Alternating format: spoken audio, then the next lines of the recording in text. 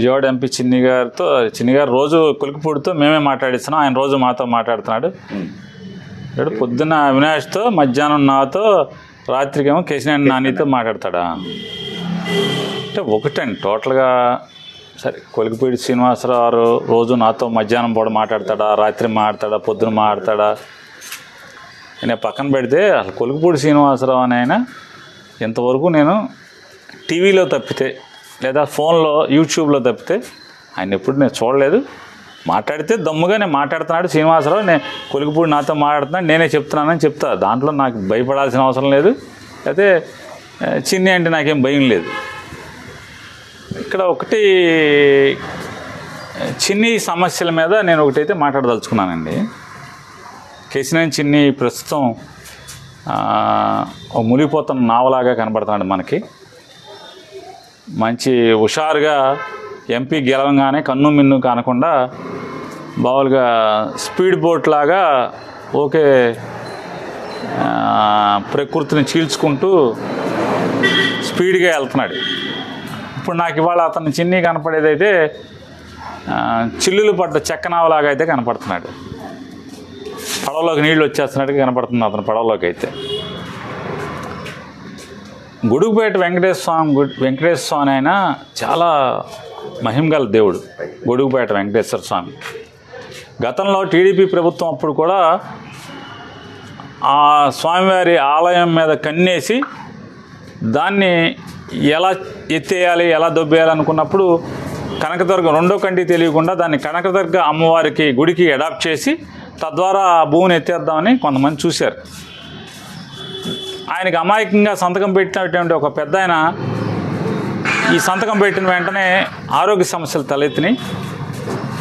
ఇదేదో ఆ దేవుడి ఫైల్ పెట్టిన కాడి నుంచి నాకు ఈ దరిద్రం పట్టుకుందని చెప్పి వెంటనే ఆయన అక్కడితో ఆ పని ముందుకెళ్లకుండా ఆపేశారు. అంటే నాకు సమాచారం, చాలామంది ఎండోమెంట్స్ వాళ్ళు నాతో చెప్పినటువంటి సమాచారం అది. అట్లాగే ఇప్పుడు కేశినేని చిన్ని గారు కూడా ఆ వెంకటేశ్వర స్వామి ఆలయం స్వామివారి ఆస్తుల మీద కన్నేశాడు. కన్నేసిన దగ్గర నుంచి మొదలైంది. కేశినేని చిన్ని విజయవాడ ఎంపీ పడవకి చిల్లులు పడుతుంటే స్పీడ్ బోట్ లాగా మనం ఫారెన్లో సినిమాల్లో చూపించినట్టు, ఫారెన్లో షూటింగ్లో చూపించినట్టు స్పీడ్ బోట్ లాగా జమ్మని దూసుకెళ్తున్నాడు అనుకుంటే ఇప్పుడు అతనికి చెక్క పడవలాగా చిల్లులు పడుతున్న పరిస్థితి, చిల్లులు పడి నీళ్లు లోపలికి వస్తున్న పరిస్థితి వాళ్ళు చూస్తుంటే నాకైతే గొడుగుపేట వెంకటేశ్వర ఆస్తులు ముట్టుకున్న పర్యవసానమే ఈ చిన్ని పడవలోకి నీళ్ళు వచ్చినాయని నాకు కనపడుతుంది. మొట్టమొదటిగా వద్దన్నా కొందికి మేము చెప్తున్నాం, దేవుడు ఆస్తి మా గొడుగుపేట వెంకటేశ్వర ఆస్తి జోలికి రాబాకు, వచ్చిన వాళ్ళు ఎవరో బాగుపడలేదయా అని చెప్తున్నా సరే ఆగకుండా కన్ను మిన్ను కానకుండా గొడుగుపేట వెంకటేశ్వర ఆస్తిని కబళించేదానికి ప్రయత్నం చేసిన పర్యవసానం మొట్టమొదటిగా సంవత్సరానికి 60 కోట్లు 70 కోట్లు లాగేస్తున్నటువంటి బూడిద లోకేష్ అతని చేతిలోంచి లాగేసుకున్నాడు. సో నోటికాడ బూడిద పోయింది. అది అయిపోయిన తర్వాత జగ్గయ్యపేట నందిగామ దగ్గర ఇసుక కూడా లాక్కునే మొదలైపోయింది. ఇప్పుడు ఇసుక గుట్టలు ఉన్నాయి కానీ ఆ గుట్టలు హైదరాబాద్ తోలనిచ్చే పరిస్థితి కనపడతలా. ఇక మూడోది వెంకటేశ్వర స్వామి గొల్లపూడి ఆస్తిలో ఎగ్జిబిషన్ అని చెప్పి హడావుడి చేస్తే పేకల్లోతు మునిగిపోయాడని చెప్పి అతను కూడా స్టేట్మెంట్ ఇచ్చినట్టున్నాడు నిన్న మొన్న. బయట చెప్పడం అయితే 11 కోట్లు ఎంత లాస్ వచ్చిందంటున్నారు. 11 కోట్లు అక్కడ ఒక బొక్క పడింది. ఇప్పుడు కొలికిపూడి శ్రీనివాసరావు బతుకు బస్టాండ్ చేసి మామూలు గొడ్లప్పి తీసి బజార్లో నుంచో పెడుతున్నాడు. అలాగే ఇక నాలుగోది హైదరాబాద్లో ఇతను చేసిన పాపాలన్నీ కూడా రోడ్డెక్కేసినాయి. ఇతను ఎవరెవరి దగ్గర అయితే అపార్ట్మెంట్లు విల్లాలు ఇస్తామని చెప్పని డబ్బులు వసూలు చేశాడో కోట్లు 100 కోట్ల రూపాయలు, వాళ్ళందరూ బజార్కి ఎక్కి